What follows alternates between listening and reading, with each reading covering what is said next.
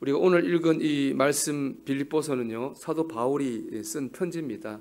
사도 바울은요, 기독교 역사상 가장 위대한 그리스도인으로 알려져 있습니다. 그래서 어떤 학자들은 기독교를 시작한 것은 예수지만은 기독교를 일으킨 것은 바울이라고 이렇게 말을 할 정도거든요. 그만큼 위대한 그리스도인이 바로 사도 바울입니다. 오늘 본문에는요, 이 사도 바울의 일생의 목표가 나와 있습니다. 그것은 바로 말씀의 제목이기도 한데요, 표대를 향하여입니다. 14절을 한번 볼까요? 표대를 향하여 그리스도 예수 안에서 하나님이 위에서 부르신 부름의 상을 위하여 달려가노라 그랬습니다. 바울은요, 하나님이 보이신 표대를 바라보고 나갔거든요. 그 결과 본인도 풍성하고 위대한 삶을 살 수가 있었습니다. 저는 이 8절에 나오는 배설물이라는 단어가 있거든요.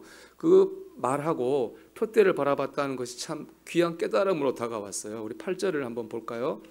내가 그를 위하여 모든 것을 잃어버리고 배설물로 여김은 그리스도를 얻고 그랬습니다. 배설물이라는 건 더러운 것이죠. 더러워서 이제 버리는 겁니다. 버려야 되는 겁니다. 바울은 예수를 잘 믿기 위해서 방해되는 것들을 배설물처럼 버렸다, 이런 말씀인데요. 근데 중요한 건 이거예요. 바울이 초점을 버리는 배설물에 두는 게 아니라는 거예요. 바울의 초점은요, 주님 보신 표대라는 거예요. 표대를 보면 나갔더니 배설물을 버리게 됐다는 겁니다. 안 좋은 생각, 안 좋은 감정, 안 좋은 습관, 왜 안 버려지지? 내려놔야 되는데 왜 안 내려놔지지? 여러분, 거기에 초점을 맞추지 마십시오. 우리는 우리 힘으로 사는 사람 아닙니다. 우리 하나님 은혜로 사는 사람입니다. 하나님 능력으로 사는 사람입니다. 하나님의 은혜를 받으면 내려놓아집니다. 버려집니다. 표대를 보면 거기에 초점을 맞추고 나가면 우리는 내려놓아야 될 건 내려놓을 수 있고 버려야 될 것을 버릴 수 있습니다. 여러분, 오늘 말씀을 통해 은혜를 받으십시오. 그래서 여러분, 떨쳐야 될 것 떨치고 내려놓을 것 내려놓고 이겨야 될 것을 이기는 은혜가 있기를 주의 이름으로 축원합니다. 우리가 또 표대를 바라봐야 될 이유는 안정감입니다. 이 빌립보서는 바울이 로마의 감옥에 갇혀있을 때 쓴 편지입니다. 로마의 감옥에 갇혀가지고 내일 어떻게 될지 몰라요. 내일 죽을 수도 있거든요. 그런 상황에서 이제 편지를 쓴 거예요. 그런데 바울이 처한 상황과 달리 이 빌립보서에는 기쁨이라는 말이 굉장히 많이 나와요. 이 별명이 기쁨의 편지거든요. 제가 어제 한번 설교 준비하면서 세봤어요. 기쁨 말이 몇 번 나오나 봤더니 28번이 나오더라고요. 그러니까 바울은 어떻게 보면 참 불안정한 상황 속에서도 기쁨으로 살았다고요. 자기만 기뻐한 게 아니잖아요. 이 편지 썼으니까 다른 사람에게도 기쁨을 전해줬습니다. 저는 기쁨을 안정감이라고 표현하고 싶은데요, 요즘 시대와 연관해서 그런 생각해봤습니다. 바울이 불안한 상황 속에서도 그 감옥에서도 안정감을 누린 거죠. 그뿐에 다른 사람에게도 안정감을 준 것입니다. 요즘 세상 같은 때 참 바울 같은 사람이 필요합니다. 우리가 다 어렵잖아요. 어려우면 불안하죠. 이런 불안한 때에 우리가 바울처럼 예수님을 믿음으로 안정감을 누리며 살았으면 좋겠습니다. 나만 안정감이 있는 게 아니라 사랑하는 가족들, 다른 사람에게도 안정감을 줄 수 있는 그런 사람이 되면 참 좋겠습니다. 그렇기 때문에 바울처럼 우리는 하나님 주신 표대를 바라봐야 되는 겁니다. 저와 여러분이 오늘 바울처럼 표대를 바라볼 수 있기를 바랍니다. 그러면 바울이 바라봤던 그 표대는 뭘까요? 뭘 바라봤길래 버리고 안정감 얻을 수 있었을까요? 첫째, 바울이 바라봤던 표대는요, 다른 차원의 생명이었습니다. 우리 8절 말씀 다시 보면요, 또한 모든 것을 해로 여김은 내 주 그리스도 예수를 아는 지식이 가장 고상하기 때문이라. 내가 그를 위하여 모든 것을 잃어버리고 배설물로 여김은 그리스도를 얻고 그랬습니다. 바울이 배설물 버려야 될 걸 버린 이유는 하나예요. 그리스도를 아는 지식이 가장 고상하다는 거예요. 예수님 안에서 뭔가 발견한 거죠. 이 고상하다는 말은요, 이 헬라어로 히페르 에코라고 그래요. 히페르란 말은 뭐냐면 전혀 다른 차원이라는 얘기입니다. 에코라는 말은 잉태하다 이때 나온 말인데 생명이라는 거예요. 즉 고상하다는 말은 뭐냐? 전혀 다른 차원의 생명이라는 말입니다. 그러니까 바울이 예수님 안에서 전혀 다른 차원의 생명을 발견한 거예요. 예수님 안에 있는 전혀 다른 차원의 생명, 이게 바로 바울이 보고 나간 표대입니다. 여러분 요즘 드라마 중에 폭삭 속았수다 드라마 보신 분 계신지 모르겠어요. 제가 그거 재밌게 봤거든요. 거기 보면 한 제주도를 배경으로 있는 한 여인이 일생을 다룬 드라마예요. 그거 보면 그 여인이 참 아픔이 있어요. 가족을 잃은 아픔입니다. 어릴 때 해녀이던 어머니를 잃었어요, 병으로. 또 나중에는 셋째 아들을 사고로 잃어버려요. 평생 이 여인은 이 아픔을 안고 삽니다. 어머니를 끝까지 그리워하고 죽은 아들을 잊지 못하고 아파하며 살아갑니다. 많은 사람이 그 아픔에 공감했습니다. 뭐 누구나 다 가질 수 있는 그런 일반적인 감정이기 때문에 그렇습니다. 그런데 여러분, 이런 일반적인 마음을 뛰어넘산 여성이 있어요. 어머니가 있습니다. 우리 감리교 선교사님인데 로제타 홀이라고 하는 선교사님입니다. 이분은 그 당시 조선이 이제 남녀가 차별이 심했으니까 이 여자들이 남자 의사한테 몸을 못 보여줘서 병들어 죽는다는 얘기를 듣고 의사가 돼요. 그래서 우리나라에 와서 여성들, 특별히 장애인들 위해 섬기는 사역을 하거든요. 근데 그 당시 우리나라가 굉장히 위생이 안 좋았잖아요. 그래서 많은 선교사님이 사실 풍토병으로 죽었거든요. 돌아가셨거든요, 우리나라에서. 로제타 선교사님의 남편이 죽었어요. 어린 아들이 죽었어요. 정말로 얼마나 큰 아픔입니까? 너무나 이렇게 귀한 뜻을 품고 이 땅에 왔는데 이 땅에서 사랑하는 남편과 아들을 떠나보내는 아픔을 겪었습니다. 일반적으로 생각하면은 그때 그 로제타 홀 선교사님이 이 땅을 떠났어야 됩니다. 이 땅은 기억하기도 싫은 아픔이 있는 땅이기 때문에 그렇습니다. 그런데 이 생각하기도 싫은 이 땅을 떠나지 않습니다. 계속 이 땅에 있는 사람들을 섬기고 이 땅을 섬깁니다. 이렇게 43년을 사역하다가 역시 그분도 양화진에 있는 선교사 묘지에 묻히셨습니다. 세상의 생각으로는 이해할 수 없는 일이죠. 로제타 홀 선교사님이 그런 삶을 살 수 있던 것은 바울하고 똑같다고 생각해요. 예수님 안에 전혀 다른 차원의 생명을 발견했기 때문에 그렇습니다. 여러분, 예수님 안에는요, 세상과 전혀 다른 차원의 생명이 있어요.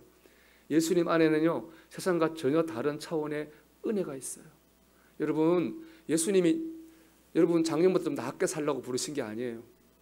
여러분의 삶의 조건을 좀 개선시키려고 부르신 게 아니에요. 전혀 다른 차원의 생명을 주려고 우리를 부르셨어요. 전혀 다른 차원의 은혜를 주려고 우리를 부르셨습니다. 우리는 그 생명을 보고 그 은혜를 받아야 됩니다. 그러면 세상과 전혀 다른 차원의 삶을 사는 것이죠. 바울이 발견한 전혀 다른 차원의 생명이라고 하는 건요, 예수 그리스도로 말미암아 받는 구원입니다. 영생입니다. 제가 이거 본문 9절을 통해 한번 풀어보겠습니다. 한번 들어보십시오. 오늘 본문 9절 말씀 보면, 자, 그 안에서 발견되려 함이니 그랬습니다. 바울의 말인데요. 그 안이라고 하는 것은 예수님 안을 말하는 거고 예수님을 믿는 상태로 발견되기 원한다는 거예요. 발견된다고 하는 건 뭐냐? 하나님의 심판대 앞에 서겠다는 거예요. 즉 예수님을 믿는 믿음으로 하나님의 심판대 앞에 서고 싶습니다. 이렇게 말합니다. 그렇죠. 여러분, 히브리서 9장 27절에 말씀하죠. 사람이 한번 죽는 것은 정해진 것입니다. 그 후에는 심판이 있습니다. 사람은 원하든 원하지 않든 때가 되면 다 죽습니다. 그리고 뭐 믿든 안 믿든 죽은 사람은 하나님의 심판대 앞에 서게 됩니다. 그리고 지은 죄를 따라 지옥에 가게 됩니다. 이걸 성경은 영적 죽음이라고 하죠. 영적 죽음을 당하지 않으려면 방법 하나밖에 없어요. 그 재판장이 하나님이잖아요. 하나님께서 너는 죄 없어 라고 인정해 주셔야 됩니다. 바울은 이때 꼭 예수님을 믿는 상태로 하나님 앞에 서겠다고 그렇게 말하고 있는 거예요. 자, 우리 9절을 다시 볼까요? 자, 그 다음 9절 보면 내가 가진 의는 율법에서 난 것이 아니요 그랬습니다. 바울은 자신이 가진 의는 율법에서 난 의가 아니라고 말하거든요. 율법에서 난 의라고 하는 것은 5절 6절에 나오는 바울이 배설물처럼 버린 것들이에요. 첫 번째 이런 게 있어요. 5절 보면 나는 8일 만에 할례를 받고, 이런 말이 있습니다. 이 무슨 말이냐면은 그 당시 유대인들은 태어난 지 8일 되면 할례를 받았어요. 아브라함의 자손들. 그런데 아브라함의 적자 말고 서자가 있어요.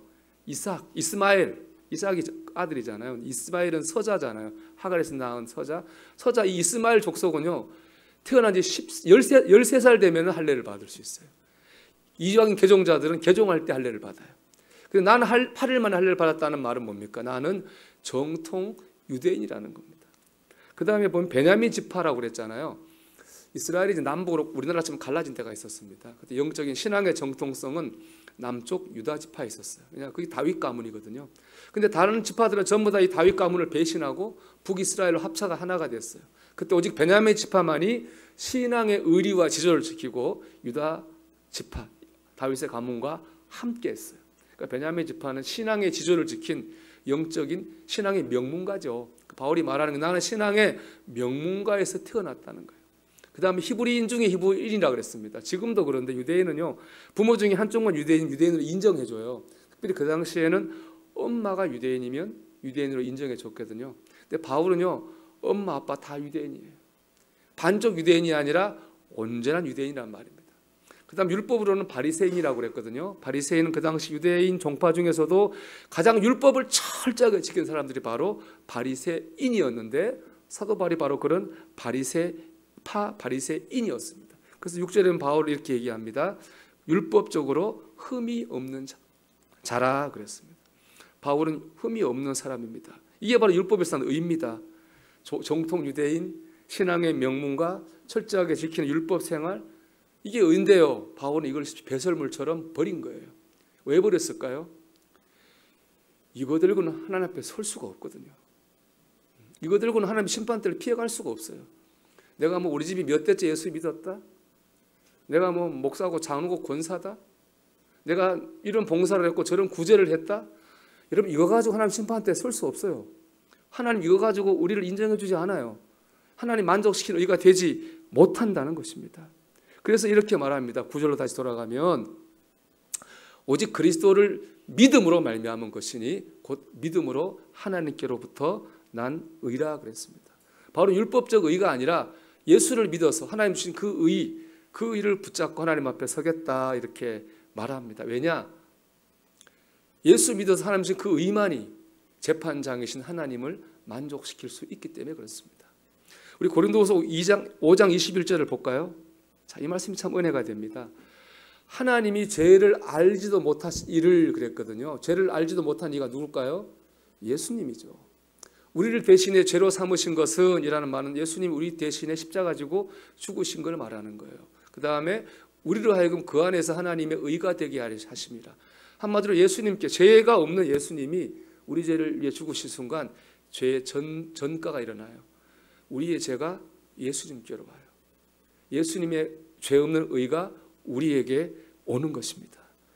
그 결과 우리가 예수님 때문에 하나님 앞에서 죄 없는 자가 된 것입니다. 예수님을 믿음으로 하나님의 심판을 받지 않게 되었습니다. 예수님의 의를 붙잡고 하나님의 심판대 앞에 서는 그날 그때, 이게 바로 사도 바울이 바라본 표대입니다. 다시 말씀드릴게요, 여러분. 예수님의 의, 그 의를 붙들고 하나님의 심판대 앞에 선 그날 그때 구원, 영생, 천국, 이것이 바로 바울이 바라본 표대입니다. 이 표대를 봤기 때문에 바울은 다른 거 다 배설물처럼 버릴 수 있었습니다. 세상상에 흔들리지 않고 안정감 있는 삶을 살았습니다. 로제타 홀 선교사님, 이 표대를 바라봤기 때문에 가족을 잃은 아픔도 극복하고 우리 민족을 섬길 수 있었습니다. 예수님의 의를 붙잡고 하나님 앞에 서는 그날 그때, 이것이 저와 여러분이 바라봐야 할 표대입니다. 그런데 오늘날 사람들은 이를 하찮게 생각합니다. 심지어 하나님 믿는 사람들도 이 말씀을 가볍게 생각합니다. 위로, 축복, 성공, 치유, 이런 말씀하면 귀를 세우고 말씀을 듣습니다. 하지만 죄, 용서, 구원, 천국, 영생하면 별로 관심을 기울이지 않습니다. 교리로 보는 것 같아요. 이건 그냥 현실보다는 당장 현실에 다른 문제가 많잖아요. 이건 교리야. 교리가 아니에요, 여러분. 우리 인간 모두가 다 닥칠 현실이에요. 우리가 해결해야 될 인생의 가장 큰 문제예요. 저도 뭐 죽어보지 않았으니까 하나님 앞에 가서 어떤지는 저는 몰라요. 근데 죽기 전에 분들, 하나님 앞에 가기 전에 분들을 저는 참 많이 봤잖아요. 그때 느낀 게 있습니다. 마지막에 남는 건 믿음밖에 없습니다. 그때 사람들이요 다 떠납니다. 죽음이라고 하는 건 나 혼자 겪어야 될 외롭고 고독한 순간입니다. 재물이 그때 무슨 소용이 있습니까? 아무 소용이 없습니다.